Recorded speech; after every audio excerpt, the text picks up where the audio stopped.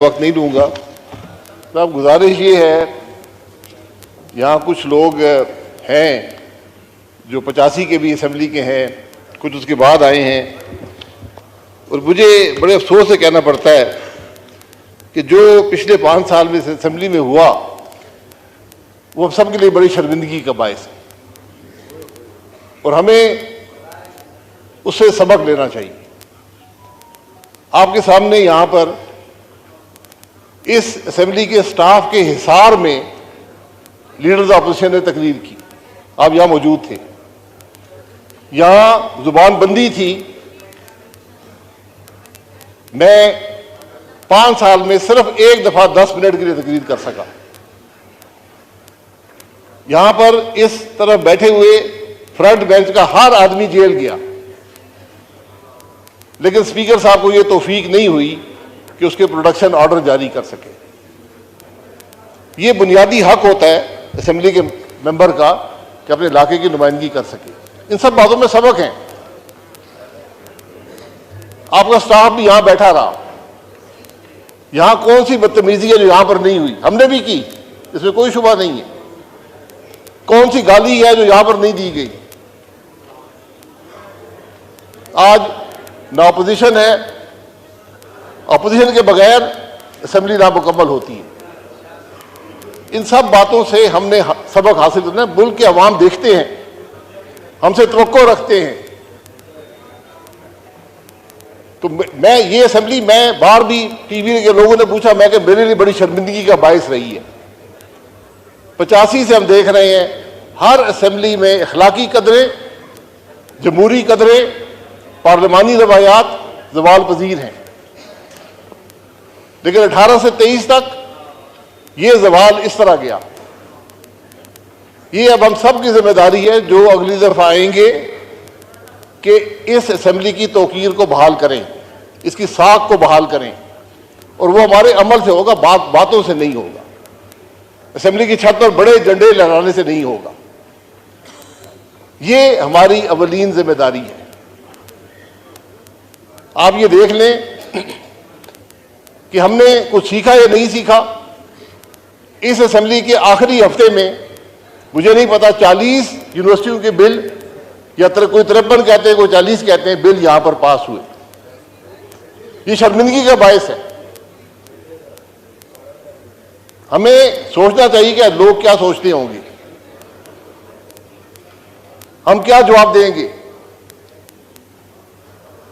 आज इल्जाम लगते हैं इस असेंबली के मेंबरान पर। ये स्पीकर साहब, आपने इस असेंबली की साख का तहफ़्फ़ुज़ करना है अपने अमल से। आपको रोकना चाहिए था इन बातों को। ये वो चीजें हैं जिससे पाकिस्तान के अवाम हमें तोलते हैं, हमें नापते हैं कि किस किस्म के लोग हैं। यहां आम तासुर ये है कि असेंबली के मेंबरान सारे करप्ट हैं। लोग हमें अच्छी निगाह से नहीं देखते और हम अपने अमल से साबित करते हैं कि उनकी बात दुरुस्त है। असेंबली के मेंबर की तनख्वाह क्या है, ये आपने कभी बताया किसी को? क्यों सेक्रेटरी साहब, क्या 60,000 रुपया, क्या कितनी तनख्वाह है? वो अलाउंसेस डाल के है ना। तनख्वाह क्या है आप देख लें। तनख्वाह उससे कम है, मुझे भी तनख्वाह मिलती है, मैं जानता हूं। लोग ये समझते हैं कि ये अरबों रुपया ये लूट कर ले गए। ये वो चीजें हैं जो हमें लोगों को बतानी पड़ती हैं। क्या इस असेंबली का मेंबर अपने गाड़ी के खर्चा भी पूरा कर सकता है उस तनख्वाह से? ये सब बैठे हुए हैं। पाकिस्तान की हर असेंबली ने तनख्वाह बढ़ाने की बात नहीं कर रहा, मैं एक हकीकत की बात कर रहा हूं। इसलिए असेंबली जब भी आए, आप मौजूद होंगे यहां पर, उनको अल्लाह करे आप भी स्पीकर रहे, उनको सबक दें कि इस असेंबली की बेतौकीरी ना हो, असेंबली का तौकीर जो है वो बहाल रहे। मैं पिछले स्पीकर साहब का नाम नहीं लेना चाहता, लेकिन जितना नुकसान उन्होंने इस हाउस को दिया है, तारीख में किसी नहीं दी। ये बदकिस्मती है। अगर आप पे हुकूमत का दबाव हो कुर्सी छोड़ दें। मैं उनको कहा भी, यहां खड़े होकर कहा, मैं अगर आप पर यह दबाव है कि आप बोलने ना दें अपोजिशन के मेंबरान को, तो ये कुर्सी छोड़ दें। इसमें आपकी भी इज्जत होगी, हाउस की भी इज्जत होगी। ये वो सबक है जो हमने हासिल करने हैं। मैं स्पीकर साहब ये कहूंगा, ये अवाम जो है, ये वाहिद इदारा है मुल्क का जो अवाम पर टैक्स लगाता है। जो बोझ अवाम पर महंगाई का पड़ता है, इस इदारे से आता है। हुकूमत यहां पर बिल लेकर आती है, लेकिन ये इदारा मंजूर ना करे तो महंगाई नहीं होती।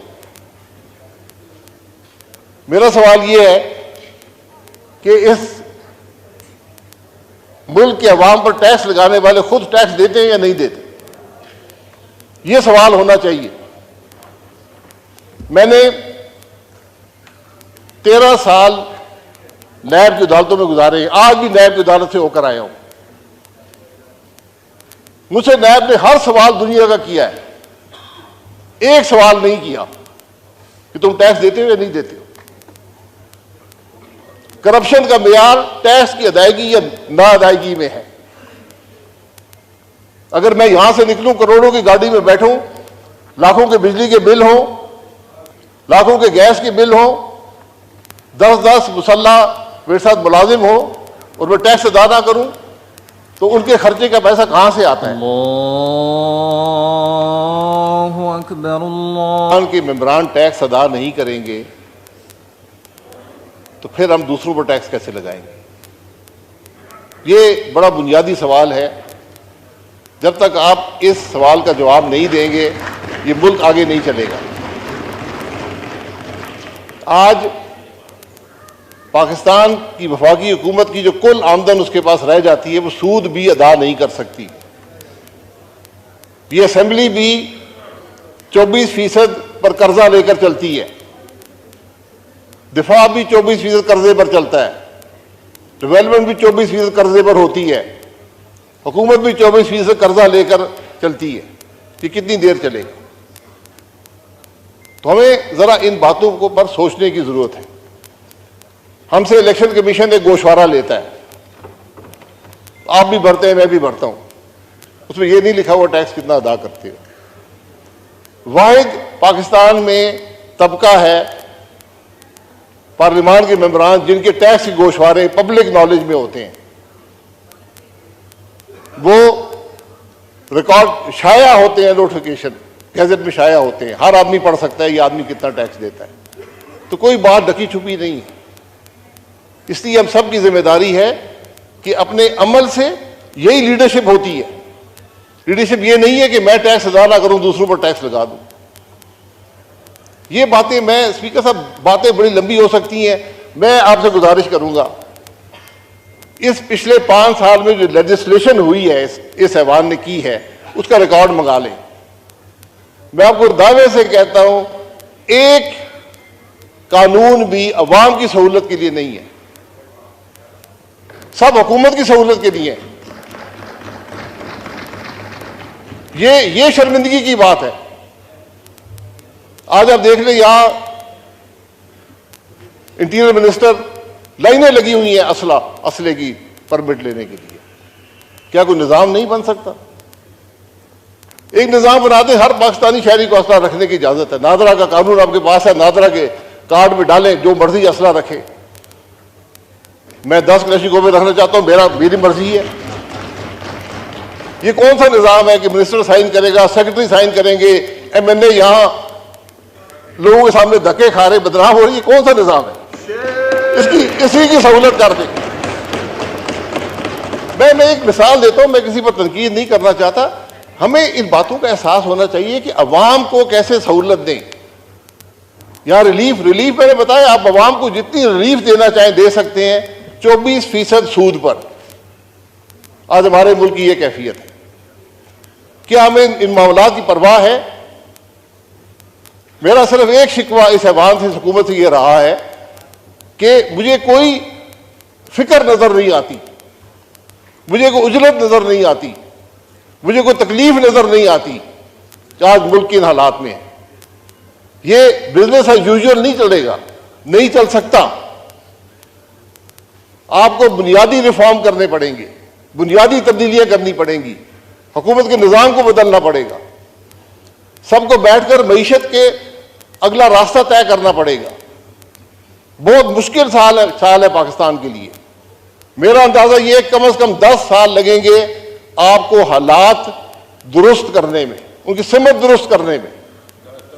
लोग 20 साल की बात करते हैं, हमने इस नहज पे पहुंचा दिया इस मामले को, और हम सब जिम्मेदार हैं कि जब हम बिल के लिए आए करते हैं तो हम उस बिल के जिम्मेदार होते हैं, उसके जो असरात हैं उसके हम जिम्मेदार होते हैं। इसलिए स्पीकर साहब, हमें इन बातों का एहसास होना चाहिए। हम सिर्फ हल्के तक महदूद नहीं हो सकते।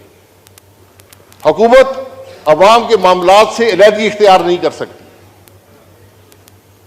जो कुछ माजी में हुआ वो सब, मैं हमेशा कहता हूं ट्रुथ कमीशन बना दें, मुल्क के अवाम को हकायक का पता चले कि इस मुल्क के हालात हैं क्या और क्यों हुए हैं। मैं बड़ी बड़ी तल्ख हकायक है इस मुल्क के,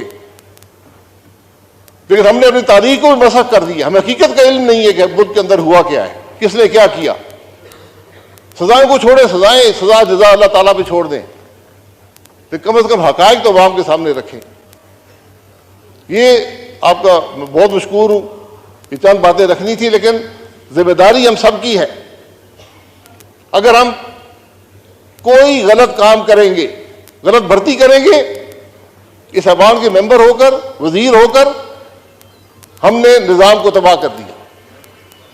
लोगों का एतमाद उठ जाता है। आज अवाम का एतमाद हुकूमत के निज़ाम पर उठ गया है। आपको उसको दुरुस्त करना है, लेकिन दुरुस्त बातों से नहीं होगा, उल्टे सीधे कानून बनाने से नहीं होगा, अमल से होगा। ये बात जो भी कार्यवान में आए उनको आप ज़रूर हमारी तरफ से पैगाम दें कि जनाब ये बातें हैं, आप सिमत दुरुस्त करें, मामले को आगे चलाएं।